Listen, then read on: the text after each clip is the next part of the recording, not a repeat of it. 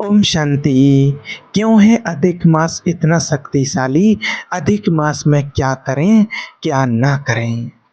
देखिए, आप आश्चर्यचकित हो जाएँगे अधिक मास के बारे में जानकर। अभी जो इसी 2026 में जो चल रहा है, और भगवान विष्णु जी ने भी इसे विशेष स्थान दिया है। आध्यात्मिक छलांग का वर्ष है। ये जो महीना है ज्येष्ठ मास का, ये क्या है जानते हो? ये जंपिंग बोर्ड है। ब्रह्मांडीय ऊर्जा का द्वार खुलने का समय है। एक जीवित चक्राकार ब्रह्मांडीय ऊर्जा है जो अपना रूप बदलती है। इन महत्वपूर्ण तिथियों पर जो चमत्कार घट रहा है, एक प्रकार से पुनर्जागरण का वर्ष है। और फिर आप पाएंगे स्वयं कि ये मास आपको इतना अधिक देकर गया है कि जिसकी आपने कभी कल्पना भी नहीं की। देखिए, वर्ष 2026 अर्थात हिंदू पंचांग के अनुसार विक्रमी संवत 2083, ये जो वर्ष है, ये सनातन परंपरा के अभ्युदय का वर्ष है। बहुत सारी ऐसी बातें हैं और ऐसी संभावनाएं प्रकट हो रही हैं इस वर्ष में कि जो आपसे पहले कभी नहीं हुई थी। एक प्रकार से ये पुनर्जागरण का वर्ष है। अब आज हम इस वीडियो में बात करेंगे अधिक मास पर। और ये अधिक मास इसी 2026 में अभी जो चल रहा है, और सनातन परंपरा का एक बहुत ही महत्वपूर्ण पर्व है। इसे पर्व ही कहेंगे। वैसे तो एक ही तिथि है, लेकिन ये तिथि इतनी महत्वपूर्ण है कि ये पर्व का रूप ले चुकी है। वास्तव में इसे कई लोग मलमास के रूप में भी कहते हैं। मलमास जानते, मल कैसे कहते हैं? गंदगी को, अपवित्रता को। तो इस महीने को मलमास कहा गया है, जिसे अधिक मास कहते हैं। अभी अधिक मास क्या है, इसे भी समझना। इसे बहुत बड़े एक रूप में हम समझेंगे, क्योंकि सामान्य रूप में नहीं समझाया जा सकता। अभी जो जेठ पक्ष है, ज्येष्ठ का महीना है, अधिक मास, इसकी महिमा क्या है पहले तो इसे समझना है। और इसके पीछे जो गहरे रहस्य छिपे हैं उनको भी समझना है। तो एक छोटी सी कहानी के माध्यम से आपको समझाते हैं। पहले देखिए कहानी क्या है। महीने बने तो हमारे ऋषि मुनियों ने एक अतिरिक्त मंत्र निकाला, इसको जिसको अधिक मास कहा गया। और उस अधिक मास में कोई भी शुभ कार्य करने का निषेध कर दिया गया, मनाही कर दी गई। आपको शादी ब्याह नहीं करेंगे, गृह प्रवेश नहीं करेंगे, कोई नया कारोबार आरंभ नहीं करेंगे। इस प्रकार की कई चीज़ें वहाँ पर लागू कर दी गई। किस महीने में? अधिक महीने में, अधिक मास में ये चीज़ें नहीं करना है। तो जब ये करना ही नहीं है तो फिर किस काम का ये महीना तो बेकार हो गया। तो सभी ने कहा कि ये मल मास है, इनकी गंदगी से भरा, अपवित्रता से भरा, अस्वीकार्य है।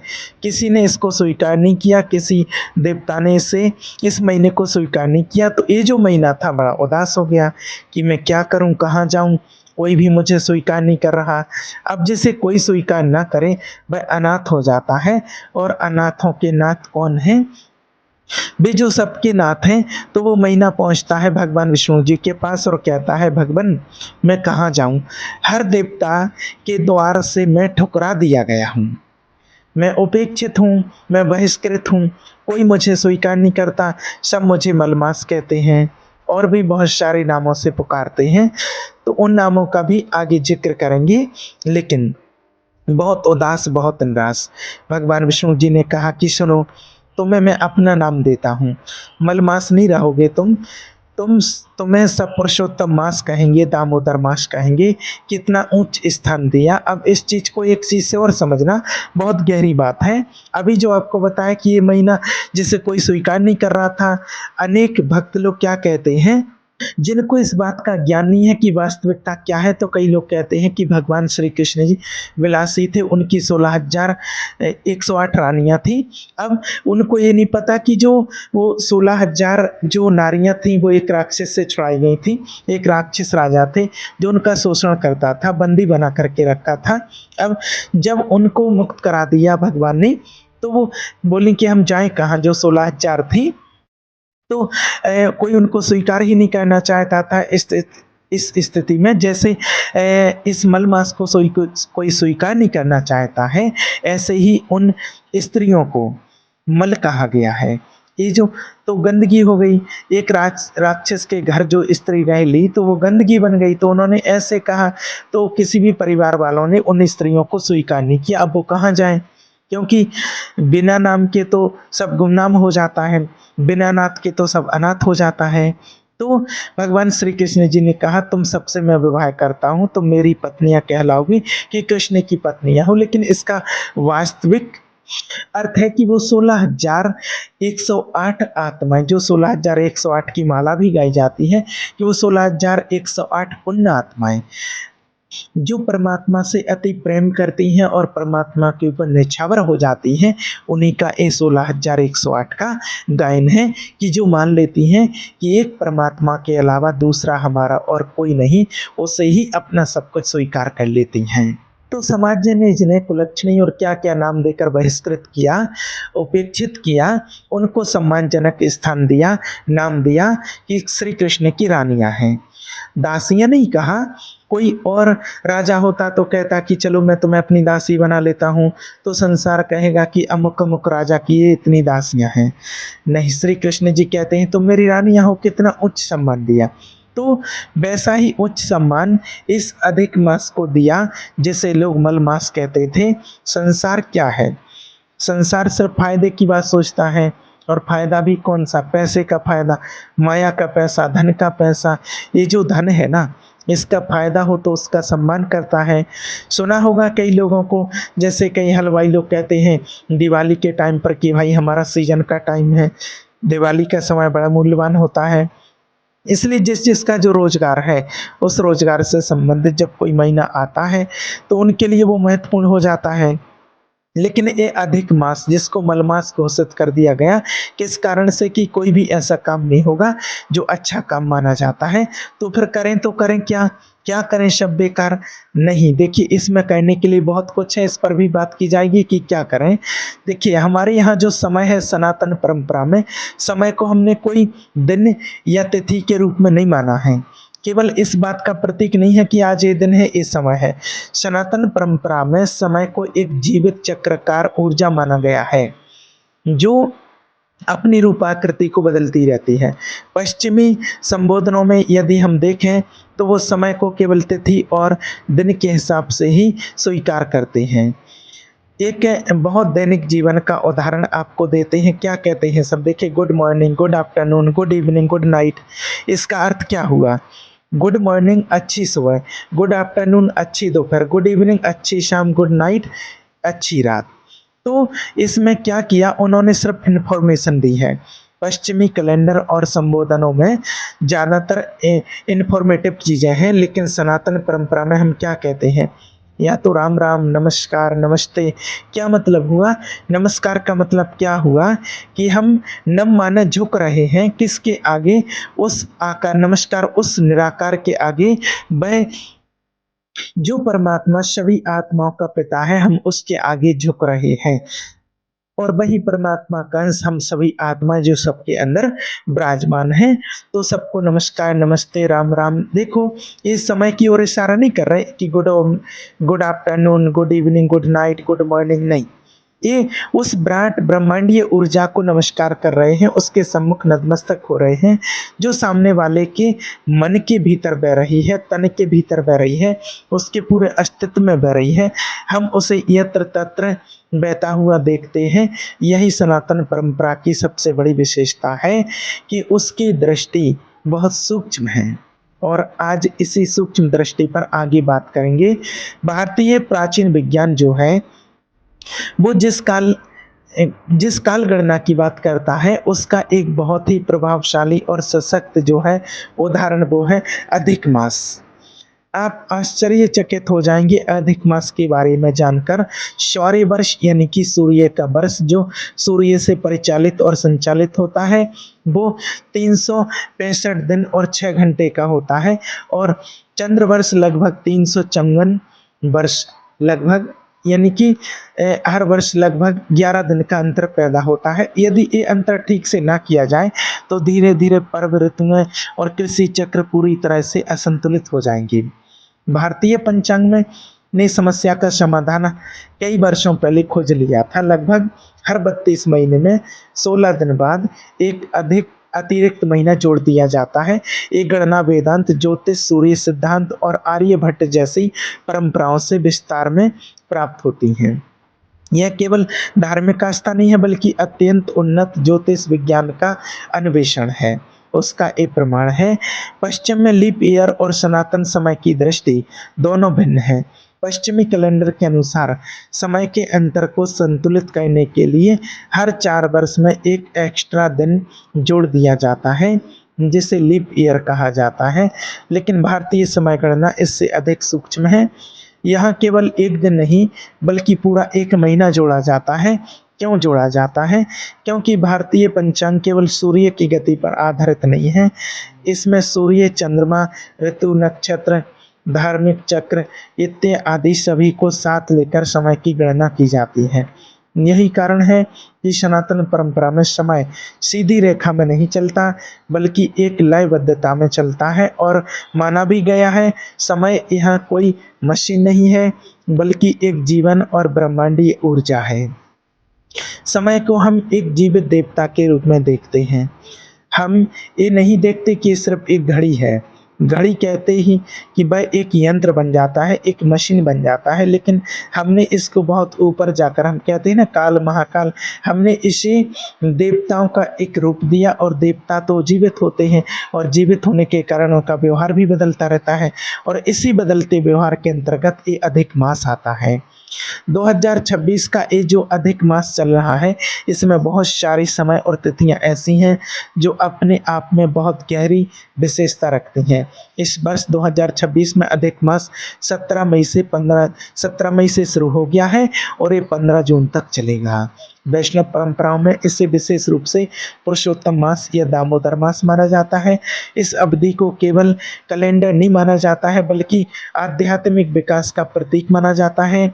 ऐसी मान्यता है कि इस दौरान की गई साधना, जप, व्रत, सेवा और मेडिटेशन का प्रभाव, भक्ति का प्रभाव कई गुना अधिक होता है।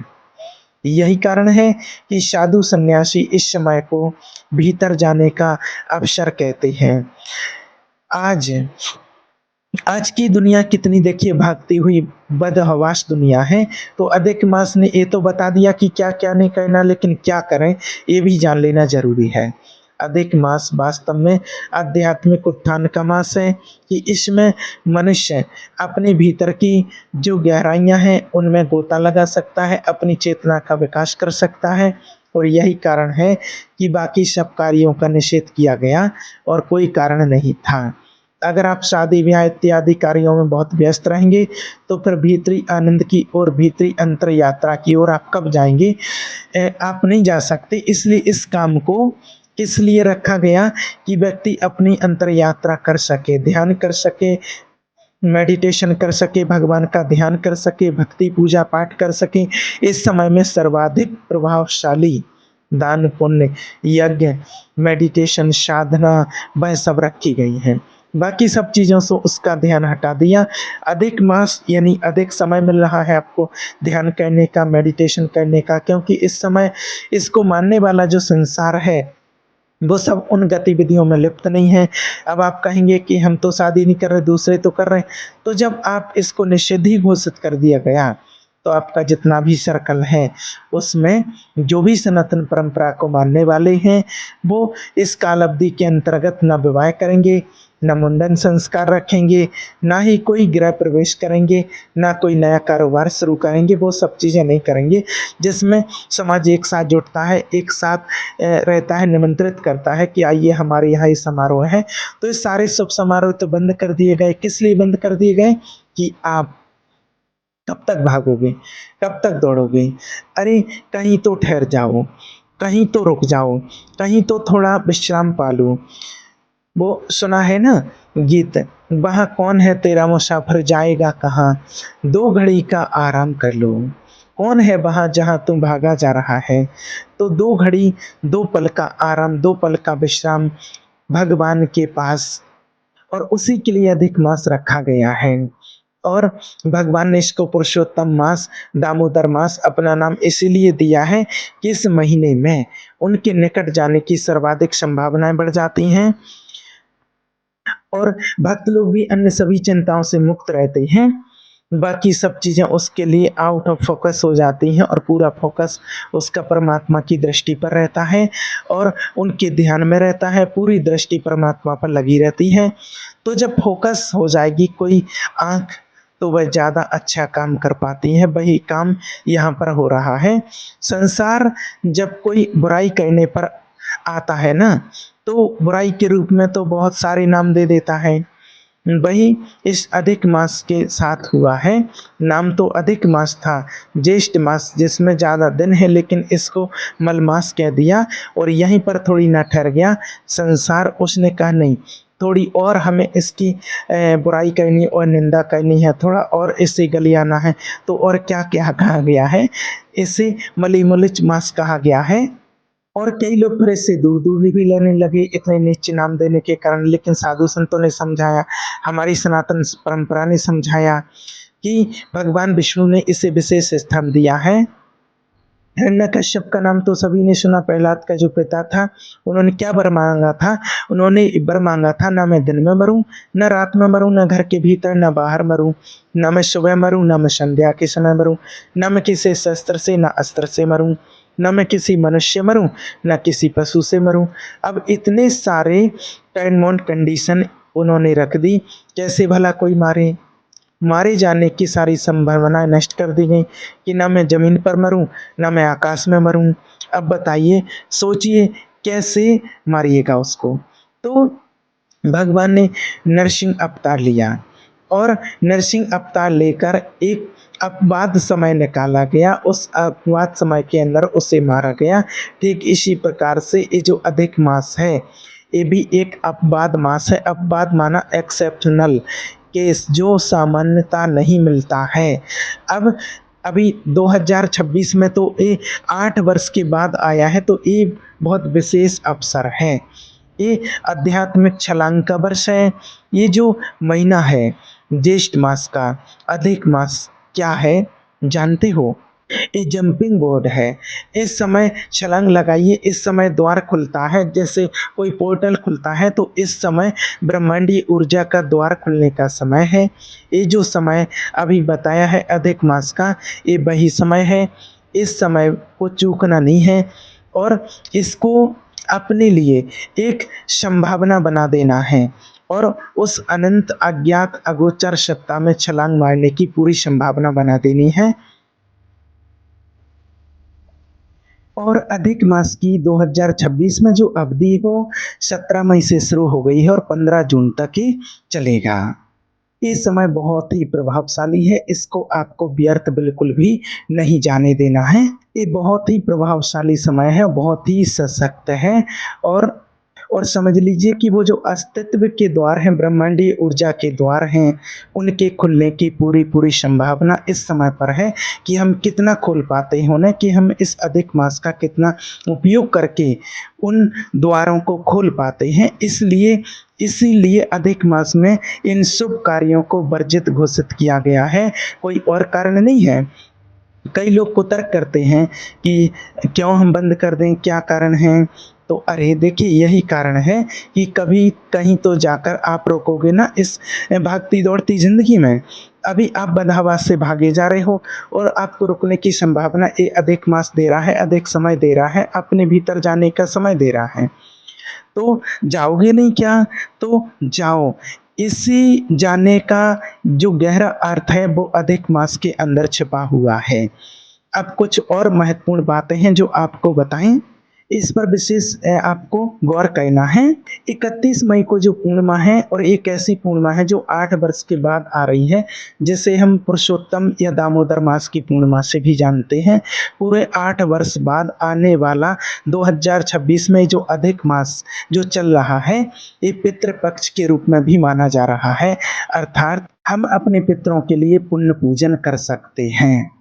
और हमारी सनातन परंपरा में ये जो काल है, ये कोई डेट की इन्फॉर्मेशन नहीं है, ये समय दिन और तारीख नहीं, एक जीवित चक्राकार ब्रह्मांडीय ऊर्जा है जो अपना रूप बदलती है, जो देवता है। तो इस समय इन 3 महत्वपूर्ण तिथियों पर ये जो देवताओं का उदय होगा, जागृत होगा, उस समय देवता हमारी पुकार सुन सकते, मतलब कि भगवान हमारी पुकार को डायरेक्ट सुनते हैं। और इस समय इस पुरुषोत्तम मास में आप ब्रह्म मुहूर्त में जो साधना करते हैं, मेडिटेशन करते हैं, ध्यान करते हैं, तो डायरेक्ट आपकी बात परमात्मा तक पहुँचती है। और ये मान्यता है कि इस तरह के जो अनुष्ठान है ना, ये ना केवल पितृदोष को कम करते हैं, पितृ शांति को करते हैं, अब तो परिवार में जो क्लेश हैं, मतभेद हैं, अलगाव हैं, वैमनस्य हैं, उन सभी को भी दूर करते हैं। और अनुष्ठानों में बहुत शक्ति होती है, यदि वो सही ढंग से किए जाएँ, सही माध्यम से किए जाएँ, सही विधियों से किए जाएँ, तब। और इन सब विधियों को करने के लिए जो वर्तमान समय में आपको बताया है कि ब्रह्म मुहूर्त का समय बहुत ही अच्छा होता है। ब्रह्म मुहूर्त के समय में आप मेडिटेशन कीजिए, साधना कीजिए, नाम जप कीजिए, और जो आपकी मनो इच्छा है उसको परमात्मा के सामने रखिए। आप जो चाहेंगे आपको वो प्राप्त हो सकता है। आप अपनी चेतना को जगा सकते हैं, आप अपनी चेतना को जागृत कर सकते हैं, और जितना चाहे उतनी ऊंचाइयों तक आप ले जा सकते हैं। बस इस अधिक मास में आपको विशेष करके ध्यान रखना है, शराब का सेवन नहीं करना है, और किसी भी मतलब मांस मदिरा का सेवन किसी भी तरह से किसी भी व्यक्ति को नहीं करना है। बिल्कुल शुद्ध रहना है, और आप ब्रह्मचर्य व्रत का इस महीने में पालन करें तो बहुत ही अच्छा होगा। और नित्य प्रति परमात्मा का ध्यान ब्रह्म मुहूर्त में उठ करके करें, और आप देखें कि आपकी आत्मा का विकास ऑटोमेटिक होगा, आपकी चेतना जागृत होगी, और आपको वो सुख शांति मिलेगी, वो शक्ति मिलेगी जो आज तक आपने अनुभव नहीं किया होगा। ठीक है? ओम शांति।